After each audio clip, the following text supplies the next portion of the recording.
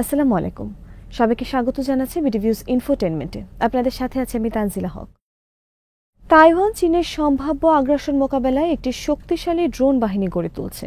এই উদ্যোগের অংশ হিসেবে তারা সেনাবাহিনীতে প্রথমবারের মতো ড্রোন ইউনিট স্থাপন করেছে এবং 2025 সালের মধ্যে নৌবাহিনীতেও সামুদ্রিক ড্রোন অন্তর্ভুক্ত করার পরিকল্পনা করছে।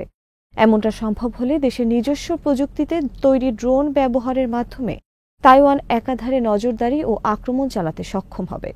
ইউক্রেনের যুদ্ধ থেকে অনুপ্রাণিত হয়ে এরই মধ্যে তাইওয়ান সরকার ও বেসরকারি খাতের সমন্বয় ড্রোন ন্যাশনাল টিম বা ডিএনটি গঠন করেছে। 2028 সালের মধ্যে তাইওয়ান বছরে 1,80,000 ড্রোন উৎপাদনের লক্ষ্য নির্ধারণ করেছে। এই ড্রোন বাহিনী গঠন তাইপের যুদ্ধনীতির অংশ, যার মাধ্যমে কম খরচে অধিক প্রতিরোধ ক্ষমতা গড়ে তোলা সম্ভব হবে। তাইপে নিজের তৈরি ড্রোনকে মনে করছে প্রতিরক্ষার চাবিকাঠি, কিন্তু বিশ্লেষকরা বলছেন কেবল পরিকল্পনাই যথেষ্ট নয়। বিস্তারিত এবারের প্রতিবেদনে।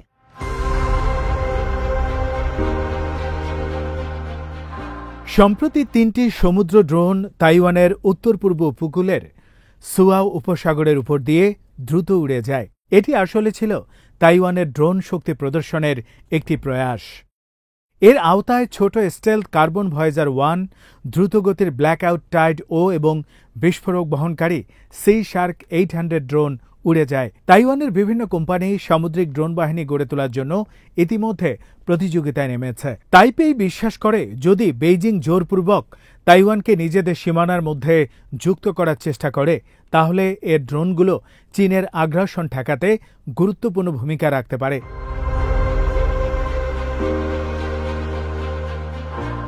সুয়াও হচ্ছে ফুলং থেকে মাত্র 60 কিলোমিটার দূরের একটি এলাকা, যাকে প্রতিরক্ষা বিশেষজ্ঞরা রেড বিচ হিসেবে চিহ্নিত করেছেন, কেননা চীনা পিপলস লিবারেশন আর্মি সম্ভাব্য আক্রমণের ক্ষেত্রে সুয়াওকে টার্গেট করতে পারে, কারণ এখানকার ভৌগোলিক বৈশিষ্ট্য আলাদা।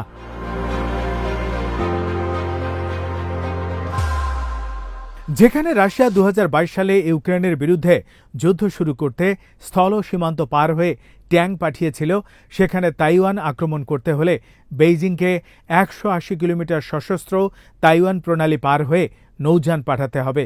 যদিও তাইওয়ান প্রণালীর বিক্ষিপ্ত জলরাশি, পাহাড়ি এলাকা ও ভাঙ্গা সৈকত যৌথ আক্রমণের জন্য চ্যালেঞ্জ তৈরি করে, তারপরও পিপলস লিবারেশন আর্মির আধুনিকীকরণ ও প্রযুক্তিগত অগ্রগতি ক্রমাগতভাবে তাইওয়ানের প্রাকৃতিক প্রতিরক্ষা পাওয়ার সুযোগ কমিয়ে দিয়েছে। এজন্য উল্লেখযোগ্য ও শক্তিশালী প্রতিপক্ষের মোকাবেলায় তাইওয়ানের প্রতিরক্ষা নীতি এখন ধীরে ধীরে অসম যুদ্ধের দিকে সরে এসেছে, যাতে করে বেইজিংয়ের জন্য আক্রমণ খুবই ব্যয়বহুল করে তোলা যায়। তাইওয়ানের অসম যুদ্ধ নীতিটি সমুদ্রযান থেকে শুরু করে এককালীন আত্মঘাতী অস্ত্র এবং উচ্চতায় গোয়েন্দা নজরদারি ও অনুসন্ধান যানবাহন পর্যন্ত বিস্তৃত, যা দ্বীপ রাষ্ট্রটির পোরকুপাইন স্ট্র্যাটেজির একটি মূল অংশ।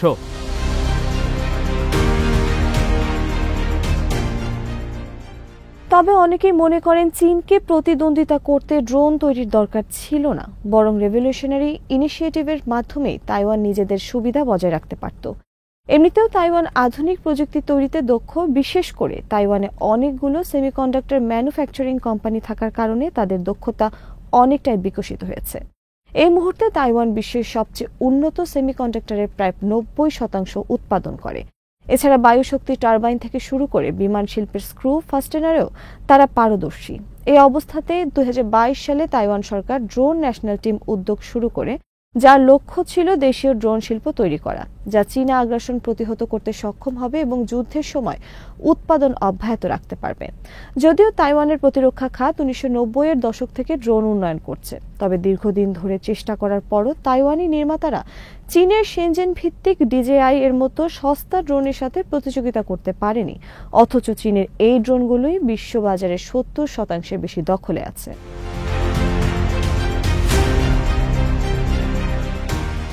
ইউক্রেন যুদ্ধে কিয়েভ ব্যাপকভাবে ড্রোন ব্যবহার করে মস্কোর বিরুদ্ধে লড়াই চালাচ্ছে।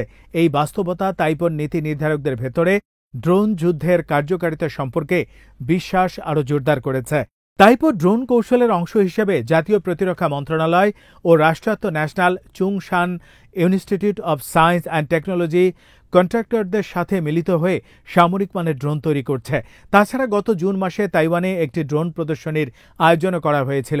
একই সাথে তাইওয়ানের অর্থ মন্ত্রণালয় বেসরকারি খাতকে ডুয়াল ইউজ ড্রোন তৈরি ও বিক্রির জন্য সহযোগিতা করছে, যা বাণিজ্যিক ও সামরিক উভয় ধরনের কাজে ব্যবহারযোগ্য।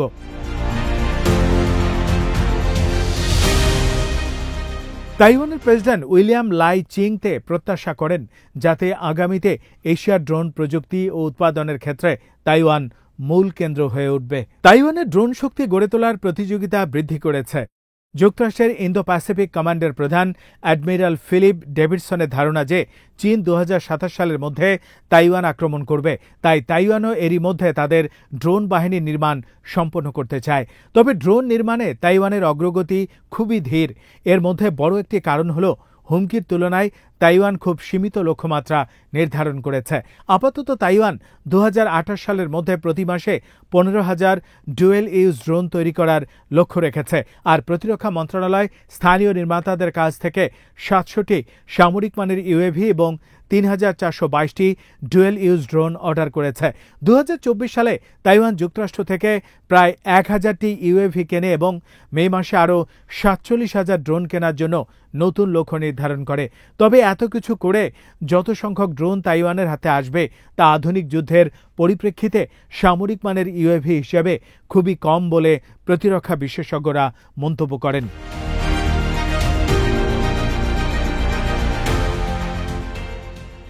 যুক্তরাষ্ট্রের নেভাল ইনস্টিটিউটের একটি প্রতিবেদনে বলা হয়েছে, চীনের সাথে সংঘর্ষ শুরু হলে প্রথম দফায় তাইপেই ও বেইজিং প্রত্যেকেই দিনে বা প্রতি ঘন্টায় কয়েক হাজার ইউএভি ব্যবহার করবে।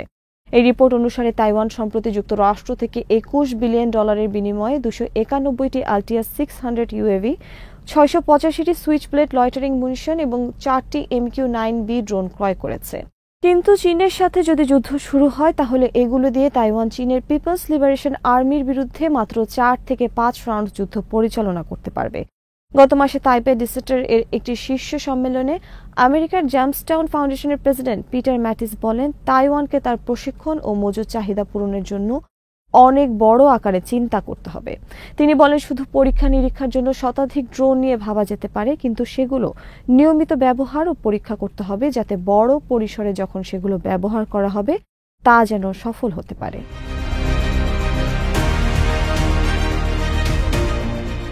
কিয়েভ ভিত্তিক centre for army conversion and disarmament স্টাডিজের এশিয়া প্যাসিফিক বিভাগের প্রধান ইউরি পেইতা জানান, ইউক্রেন 2025 সালে মাসিক 2 লাখ ড্রোন উৎপাদনের পরিকল্পনা করছে, যা তাইওয়ানের 1 বছরের লক্ষ্য সমান। তিনি আল জাজিরাকে বলেন, ইউক্রেনীয় ব্রিগেডগুলো প্রতিদিন 50 থেকে 100টি ফার্স্ট পারসন ভিউ বা এফপিভি ড্রোন ব্যবহার করে, যা পাইলটকে যুদ্ধক্ষেত্রের প্রকৃত পরিস্থিতি সম্পর্কে অবহিত করে। তাইওয়ানকে ড্রোন প্রযুক্তির সঙ্গে সমসাময়িক যুদ্ধ পরিস্থিতির পরিবর্তনের সাথেও খাপ খাইয়ে নিতে হবে। বিশেষ করে রাশিয়া ও ইউক্রেনের উদাহরণ থেকে শিক্ষা নিয়ে এমনটাই বলেছেন আধুনিক যুদ্ধ বিশেষজ্ঞরা। তাদের মতে ইউক্রেন ও রাশিয়াতে ড্রোন শুধুমাত্র গোয়েন্দা ও আঘাতের জন্য নয়, আরও বিস্তৃতভাবে ব্যবহৃত হচ্ছে।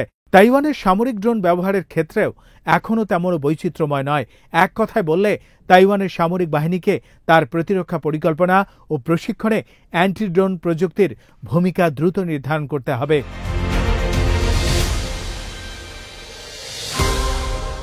তাইওয়ান কোথায় ফোকাস করবে তা নিয়ে বিশেষজ্ঞদের মধ্যেও মতপার্থক্য রয়েছে, কারণ ড্রোনের বিভিন্ন ধরনের ব্যবহার এবং সীমিত সম্পদের মধ্যে ভারসাম্য বজায় রাখা কঠিন। ড্রোন সফটওয়্যার কোম্পানি অটোরিয়ানের প্রতিষ্ঠাতা লরেন্স মেয়ার বলেন, তাইপের ড্রোন কৌশলকে তাইওয়ানের জন্য অন্যান্য ভৌগোলিক সুবিধা কাজে লাগানো উচিত। তাইওয়ানের প্রায় 60% এলাকা ঘন সবুজ ও আর্দ্র উষ্ণমণ্ডলীয় বনভূমি। তাই মেয়ার তাইওয়ানের জন্য আনম্যান্ড সাবমেরিন ভেসেল ব্যবহারের সুপারিশ করেন, কারণ এটি চীনের প্রতি সুস্পষ্ট একটি বার্তা দেয়।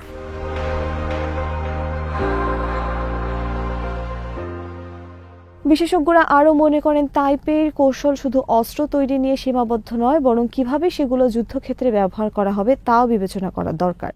তাদের মতে তাইওয়ান যে কোনো হার্ডওয়্যার তৈরি করতে পারে এবং সস্তায় করতে পারে, কিন্তু আধুনিক যুদ্ধ হার্ডওয়্যারের নয়, বরং সেই হার্ডওয়্যার কৃত্রিম বুদ্ধিমত্তা বা এআই স্থাপন করাই হল প্রকৃত যুদ্ধ কৌশল। তাইওয়ান কয়েক দশক ধরে চীনের গ্রে জোন কৌশলের সম্মুখীন হয়েছে। যেখানে যুদ্ধ ও শান্তির মাঝামাঝি একটি পরিস্থিতিতে থেকেই সীমিত পরিসরে সহিংসতা চালানো হয়। তবে 1958 সালের পর এ দু দেশের মধ্যে সরাসরি সামরিক সংঘর্ষ হয়নি। তাইপেই ও বেইজিং এর মধ্যে বিরোধ শুরু হয় 1940-এর দশকে, যখন আরওসি সরকার কমিউনিস্টদের কাছে হেরে চীনে থেকে পালিয়ে তাইওয়ানে বসতি গড়ে তোলে। এখনো পর্যন্ত মাত্র 11টি দেশ এবং ভ্যাটিকান তাইওয়ানকে স্বীকৃতি দিয়েছে এবং এ কারণে দেশটি অনেকটা নিঃসঙ্গ অবস্থায় কূটনৈতিক কার্যক্রম পরিচালনা করছে। তাইওয়ান যুক্তরাষ্ট্রের সঙ্গে আনুষ্ঠানিক সামরিক চুক্তি না করলেও নিয়মিত গোপন যৌথ মহড়া চালায়।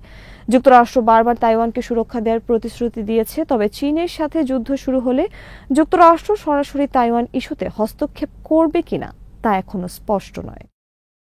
আজ এখানেই শেষ করছি। সমরাষ্ট্র প্রতিরক্ষা কূটনীতির নানা তথ্য জানতে চোখ রাখুন বিডিভিউজ ইনফোটেইনমেন্টে। চ্যানেলটি ভালো লাগলে সাবস্ক্রাইব করুন। সংযুক্ত থাকুন আমাদের ফেসবুক পেজে। আল্লাহ হাফেজ।